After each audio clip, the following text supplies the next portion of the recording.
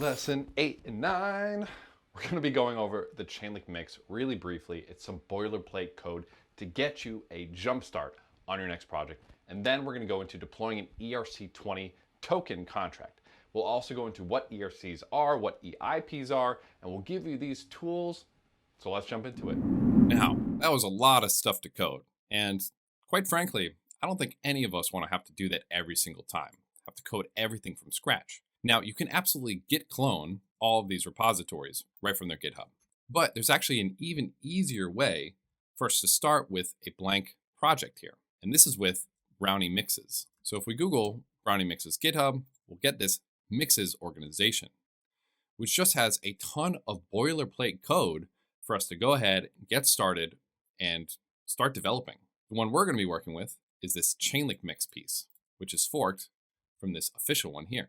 This gives us some wonderful contracts, some tests, a Brownie config, and really everything that we need to do to get started. So if you have Brownie installed, we can just bake this mix. So we'll do Brownie, bake, Chainlink mix, and in our new empty directory here, we'll get this new Chainlink folder with everything inside of it. So then we can cd to Chainlink, and we can see it has all of these pieces in here already.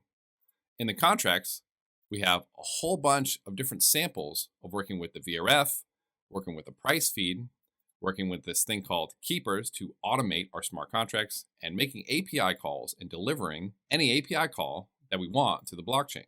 It also has a Brownie config, which already has a number of wonderful pieces in each one of these networks so that we don't have to go copy paste and add it in here. It's even got support for testnets like Avalanche, Polygon, Binance, and more. It has a number of really powerful tests, including testing some price feeds. It has a whole bunch of deployment scripts, some mocking scripts, some helpful scripts, and really everything that we need to get started and get going. For starters, we could run Brownie test. And it's going to compile everything. And then on a development chain, run all these unit tests. And if we wanted to test this on a real testnet, we could do Brownie test -- network ringp or any network that we wanted. If you're looking for a good starter place that has a lot of really powerful smart contracts for you to get started, I highly recommend using this mix as a boilerplate starting point for any of your contracts or any of your projects here.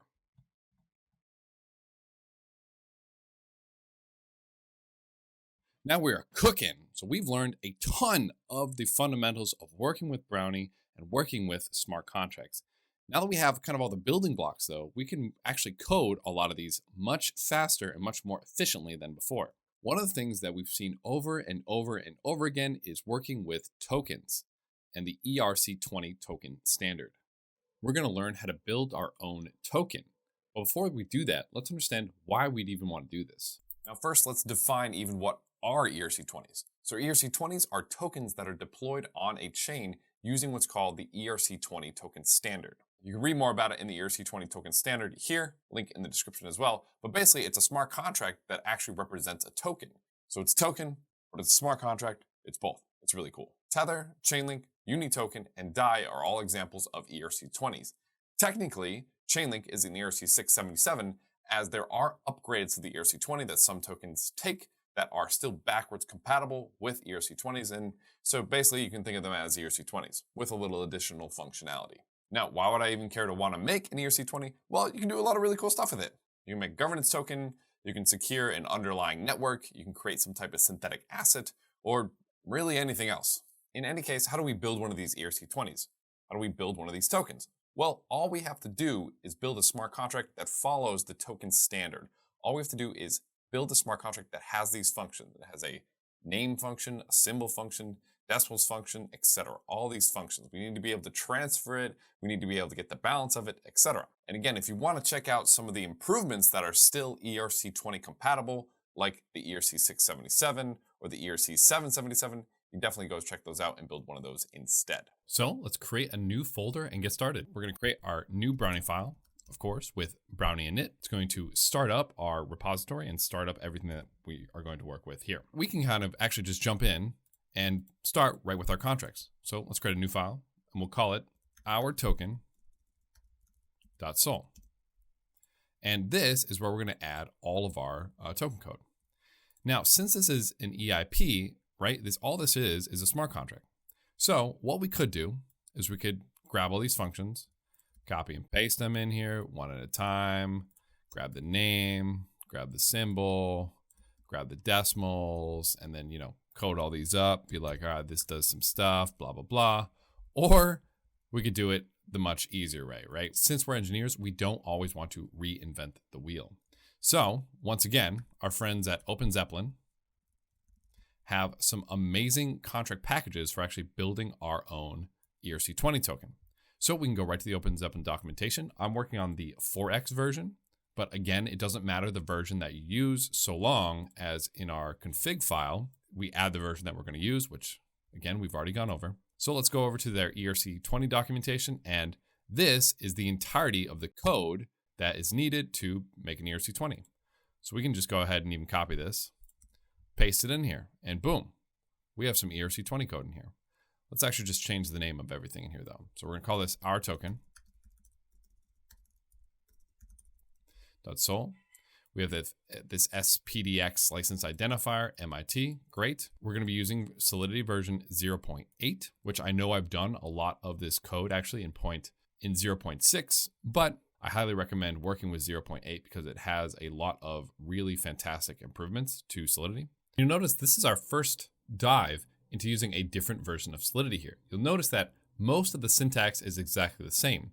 There are, like I said, a couple of nice improvements with 0.8. The main one being you no longer have to use those safe math functions that we talked about before. But then we're gonna go ahead and import OpenZeppelin contracts token ERC-20.sol.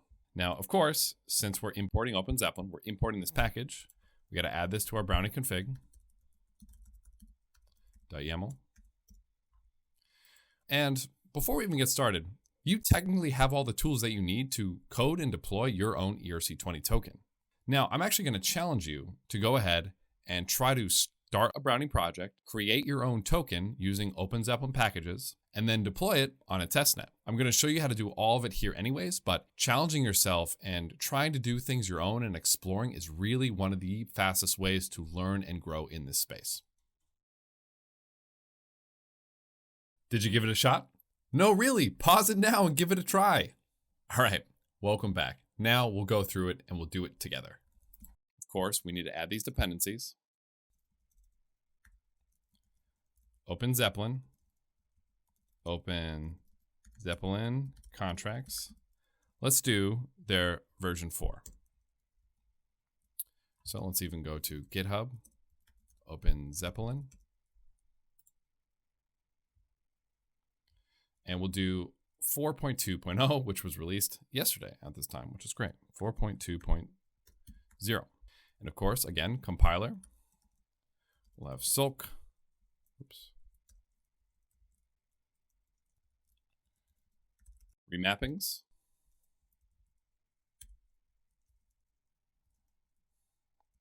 We'll add at OpenZeppelin equals this. And then we're going to go ahead and save. Now we can use this at OpenZeppelin and it'll refer to the OpenZeppelin contracts here. So great, now we can go ahead and import these. Let's change the contract name to our token. We're going to inherit this ERC-20.sol from OpenZeppelin. We can even go ahead to OpenZeppelin contracts GitHub, and we can even see what this ERC-20 looks like. So we can go to their contracts, down to token, ERC-20, ERC-20.sol. And this is their initiation of an ERC-20, which has all these functions like name, symbol, decimals, total supply, etc. In our constructor, we're going to add an initial supply, which is going to be in way, of course, so the initial supply of that token. And we're going to use the constructor of the ERC-20.sol, which again, we can go ahead and check in the code here, and we can see the constructor uses a name and a symbol. So we have a name, we'll call it our token, and the symbol we'll do OT. And boom, that is literally all we need for our token here. I told you this was going to be a much faster project. Now, for scripts, all we have to do is create a new file. We'll add a one deploy token.sol, and we'll also add a helpful scripts.py. This deploy token.py, we'll just quickly add a get account function. We'll say def get account. And you can go ahead and just copy paste from the last one. And if you want, you can actually just copy paste from our last helpful scripts because it's pretty much going to be exactly the same. So that we have all these wonderful ifs statements so that we can deploy from really anything that we want. Now, in our deployment token script, we'll do from Brownie import our token, and then from scripts dot helpful scripts import get account, and just to make sure, let's add an init.py in here, just to make sure that our scripts can actually import. So since we know that we need an initial supply here, let's go ahead and do initial supply equals, and then we can do, whatever we want here.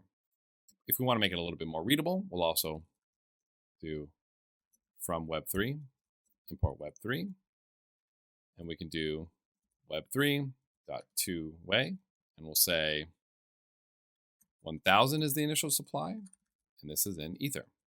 So our initial supply is going to be 1000 Ether. Then we just add our main function. We do account equals get account. We do our token equals our token dot deploy. We just add as a parameter this initial supply. We'll do from account, and then we'll do print our token dot name, and that's the whole function. Now, of course, if you don't have your environment variable set, we're going to add our .env file. This is where we can add our private key, our Web3 Infura project ID, and then if we want, our Etherscan token. I'm going to skip doing this for now because my environment variables are already set. And then, last but not least, we'll add .env. So private key equals OX blah blah blah. Web3 Infura project ID equals blah blah blah. Etherscan token equals blah blah blah.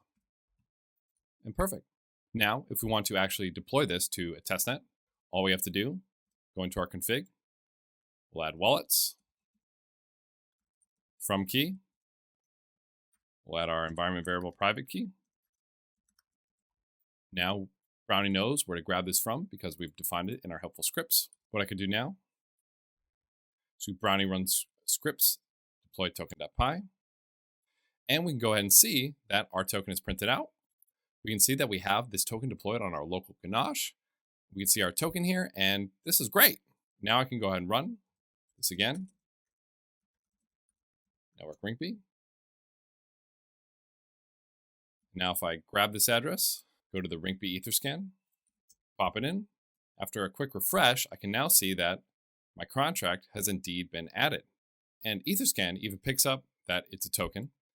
Now, what we could do is we can grab this contract address, go to Assets, add it in our MetaMask here.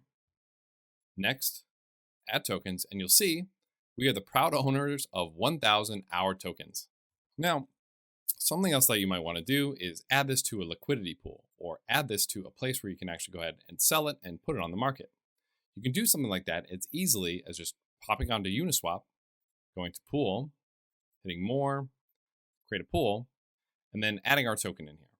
We'd have to manage the token list and be sure to add the token in here, but we could go ahead and add a token, create our own pool, and automatically put it on Uniswap. And that's how easy it is to actually sell it on one of these pools. But all right, so this was probably our easiest project of the course, but it really shows how far you've come along. 8 and 9 completed, check mark. So really at this point, you have the vast majority of the tools that you need. Now we're gonna get into some different industries, like DeFi. DeFi is gonna be the one that we start with here.